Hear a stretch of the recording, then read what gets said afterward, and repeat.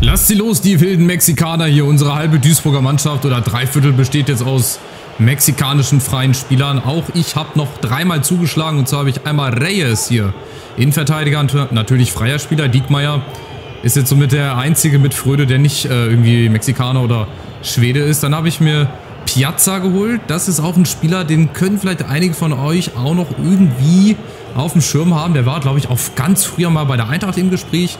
War auch als freier Spieler. Und vorne auch natürlich ein neuer Stürmer, Quiñones.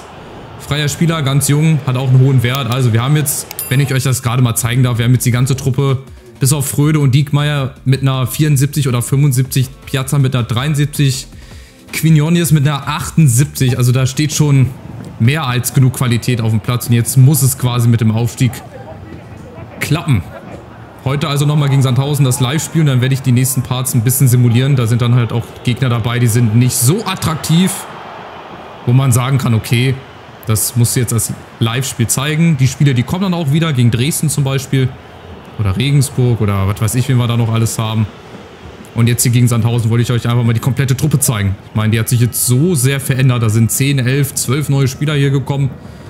Gefühlt alle frei, alle haben einen neuen Vertrag bekommen. Haben bei mir die Chance, sich jetzt nochmal zu beweisen für die, Achtung, internationale Bühne. Da muss aber so ein Gegner wie Sandhausen geschlagen werden, meine Freunde. Wenn die anderen großen Clubs hier anklopfen wollen, dann müssen sie sich jetzt erstmal hier beweisen. Dritte Liga, da wird mehr Fußball geackert und gearbeitet. Und hier haben wir erstmal den Rückstand, ey. Ging auch zu einfach. Ich dachte, das wäre abseits. Dann ist Diekmeyer da an 2, 3 Mann an Freund und Feind vorbei und auch an unserem Keeper Malagon und Livan Burcu mit dem Tor. Na gut, es geht natürlich nicht so leicht von der Hand, wie man das jetzt annehmen würde, aber müsste eigentlich. Hallo, ich meine, wenn wir die Kader vergleichen, das ist ein Qualitätsunterschied wie Tag und Nacht. Mal gucken, ob wir jetzt schon wieder zurückschlagen. Quiñones. Da sehen die anderen Mannschaften wie Regionalligisten aus. Also wenn es eine Regionalliga gäbe, müsste man das eigentlich spüren. Diesen Unterschied. Gut, aber es ist noch viel Zeit. Das Gegentor war Gott sei Dank sehr früh.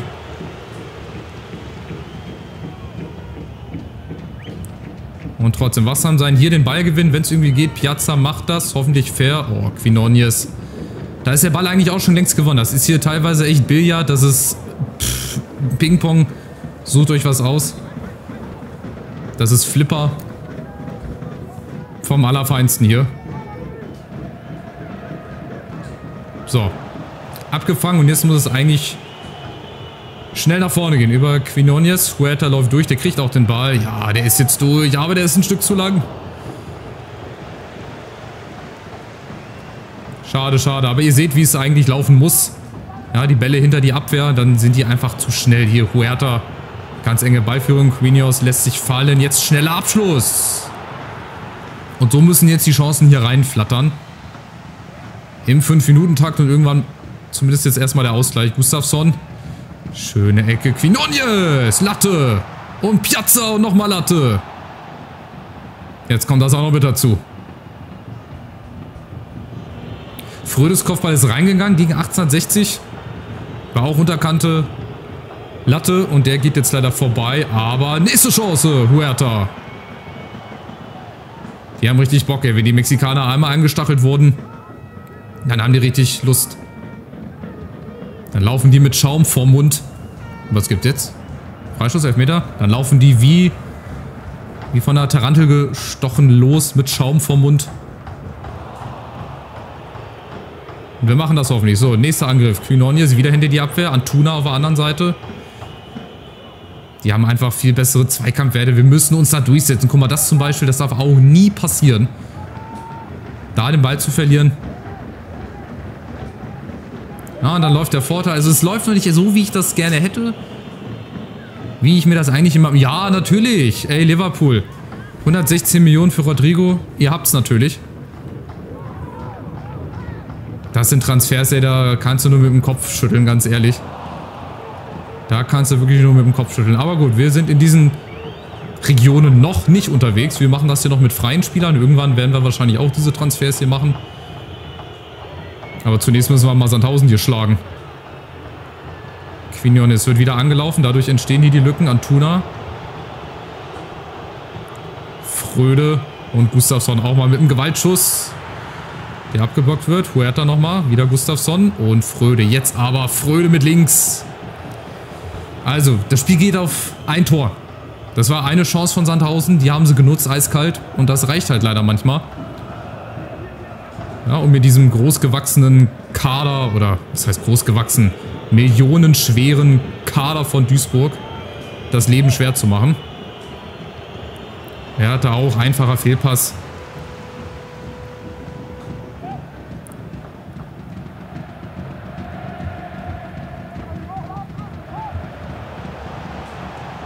Und Ballgewinn. So, jetzt mal die Chance. 3 gegen 2.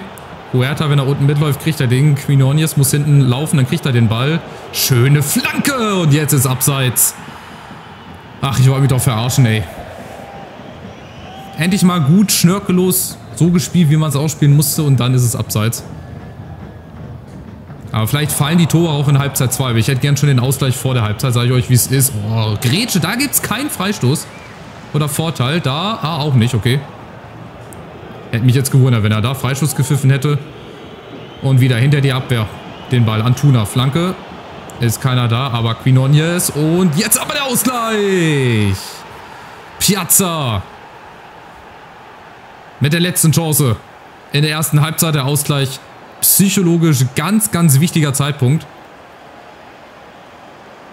Der Quinones, der hat gerade so geguckt, als, was weiß ich, wer im Himmel Jahrmarkt oder so. Hier, natürlich abgefälscht, dass das Tor dann so fallen muss.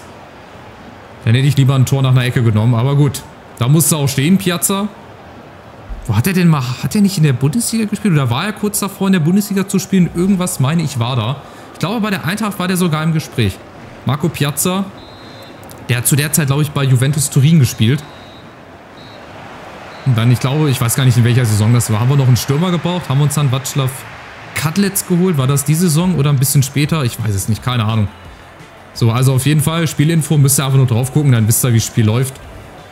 Aber es steht halt nur 1:1 und das ist das Bittere. Dass wir nur ein Tor bislang geschossen haben, aber ich hoffe jetzt, dass wir in der zweiten Halbzeit ein zweites Tor auf jeden Fall nachlegen und dann auch gerne ein drittes und ein viertes. Aber Sandhausen ist halt Sandhausen. Wer kennt sie nicht? So, nächste Chance. Huerta gegen Fälscher. Müsste Eckball geben. Hat er leider noch. Schade. Und zur Not haben wir, wie gesagt, noch einen Ginczek auf der Bank. Wir haben Janda. Also ich habe jetzt natürlich die vorher in der Startelf waren, habe ich auf die Bank getan. Dass wir auch mal auswechseln können, ne? Aber ich hoffe nicht, dass wir das so oft müssen. Oh, jetzt kommt Sandhausen wieder. Nächste Chance. Stehen wir gut. Noch. Achtung, nächste Chance. Das gibt es nicht. Das kannst du dir auch nicht ausdenken. Das Skript oder das Drehbuch kannst du dir gar nicht besser schreiben. Dritter Schuss aufs Tor, zweites Tor. Und wieder mit 3 Mann. Wir müssen den längst geklärt bekommen. Wir schaffen es aber nicht. Woran es gelegen hat, keine Ahnung. Diekmeyer ist ja gefühlt noch da, aber dann auch irgendwie nicht. Ja, und dann zeigt das halt auch einfach wieder, dass man nicht, weil man dann jetzt auf einmal viele Spieler hat, die eine hohe Gesamtstärke haben, 76, 74 und damit quasi stärker sind als jeder Drittligaverein, dass das hier automatisch von der Hand geht. Und leicht und locker, so einfach nicht. So einfach wird uns das hier leider nicht gemacht. Hier Huerta, nächster Ballverlust. Wird aber wieder angespielt. So, und jetzt Quinones irgendwo im Strafraum. Wird aber sofort wieder zugestellt, das ist Wahnsinn. Können hier nichts machen. Seitenwechsel Diekmeyer, ja, wird jetzt hier auch angelaufen, natürlich gegen seinen Ex-Verein. Jetzt aber Quinones, der ist frei, schnellerer Abschluss. Da wartet er wieder zu lange. Und dann kommt er nicht durch. So, jetzt aber Fröde, jetzt komm. Jetzt müssen wir das irgendwie ausgespielt bekommen. Piazza, bitte, bitte, bitte, Doppelpack. Bitte, bitte, Dankeschön. Da gibt es den Greedy für die Sandhausen-Fans.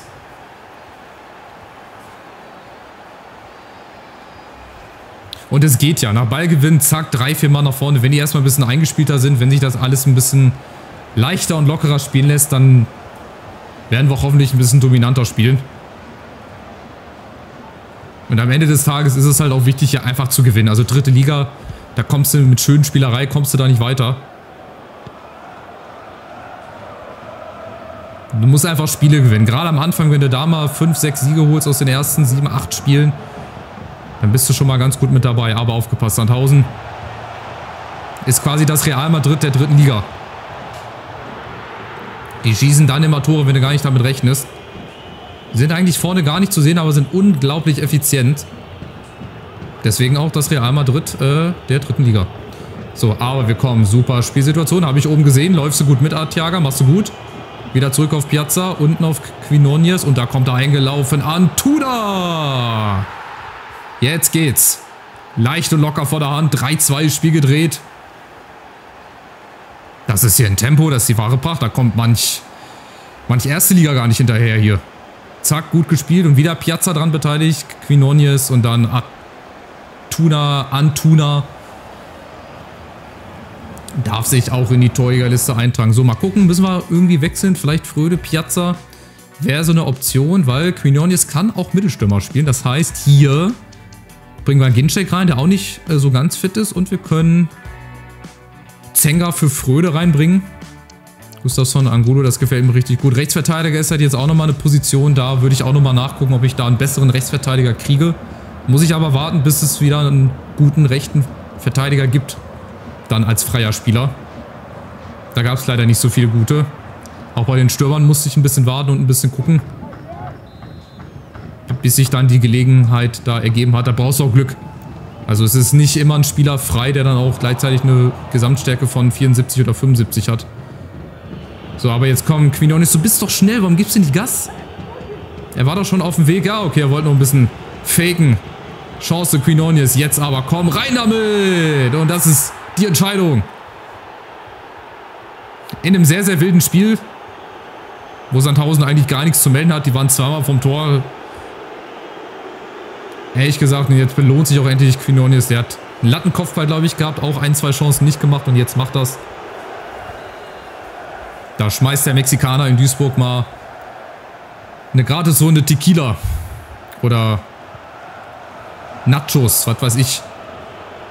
Ja, irgendwas wird auf jeden Fall fließen. Ginczek jetzt vorne drin, der, wie gesagt, auch nochmal einen Ball fest machen kann. Die Bälle gut verteilt, wie hier zum Beispiel. Huerta, nächste Chance. Und jetzt geht's halt so dahin für Sandhausen. Die hatten auch eine Chance in der zweiten Halbzeit, das ist echt krass. Und die kommen jetzt schon wieder, Achtung, Bochu. Da muss Reyes jetzt auch mal hier die Grätsche auspacken. Faire Grätsche, Ball gespielt.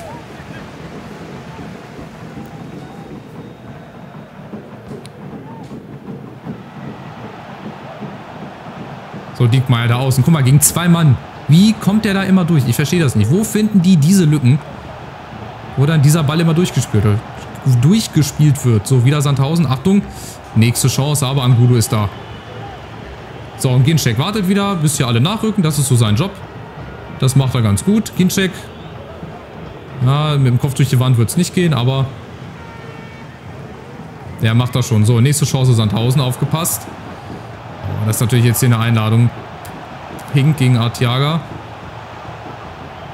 Da gibt es wahrscheinlich gleich noch das dritte Gegentor. Nee, also ein Versuch von Sandhausen war es fair. Ja, vorne.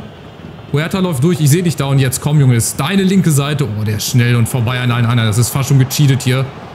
Streicht das fast. Das ist gecheatet.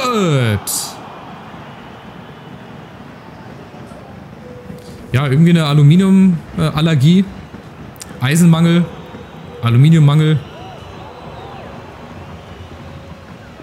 Ist auf jeden Fall da, aber hätte ich ihm gegönnt. Jetzt hat er die Meter gemacht. Ich weiß, wie es ist, wenn ich von hinten nach vorne laufe, durchsprinte und am Ende machst du halt das Tor nicht.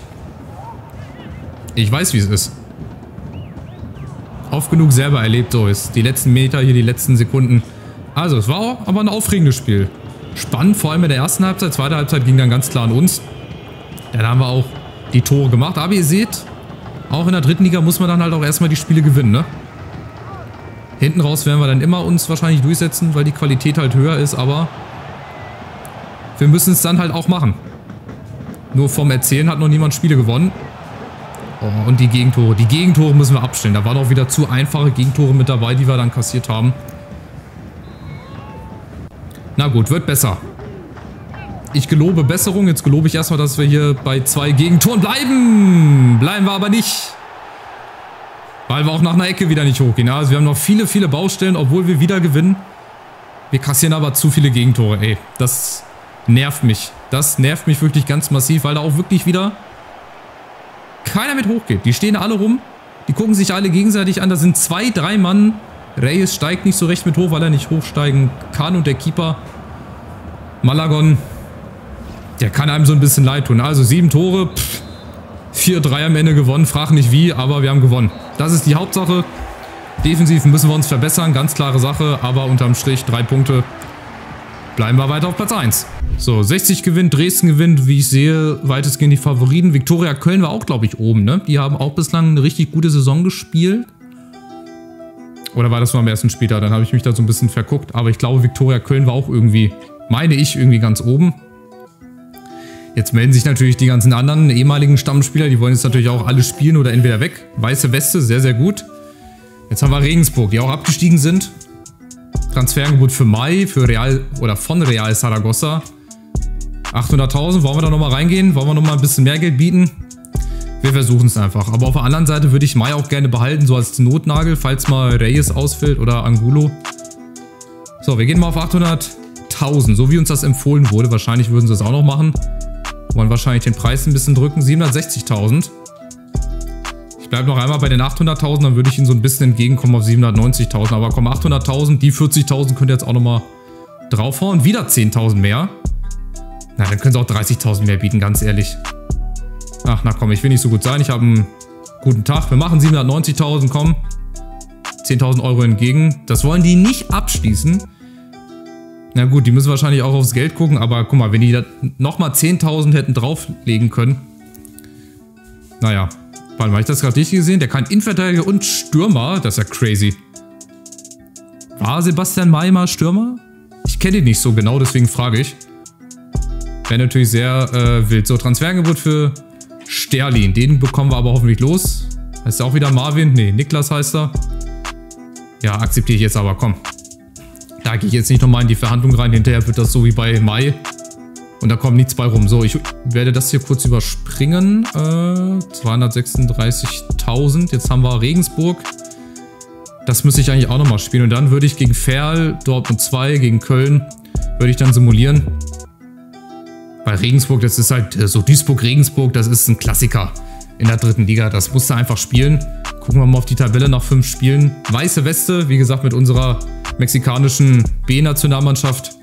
Das muss klappen mit dem Aufstieg, ich hoffe es.